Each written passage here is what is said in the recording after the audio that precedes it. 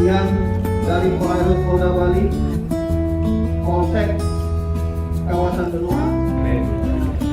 Sebuah pesawat Challenger untuk mengecek posisi yang kita berikan supaya laporan pada nelayan serta laporan pada kami bersama. Kemudian pesawat menemukan lokasi kejadian ini dan langsung mendeploy Volvo dan truk. Kemudian metode lanjutnya dari pihak Australia memetakan kapal yang ada di sekitar dan di sekitarnya ada kapal Jepang nelayan yang diarahkan untuk mengevakuasi sambil menunggu kapal insek ini.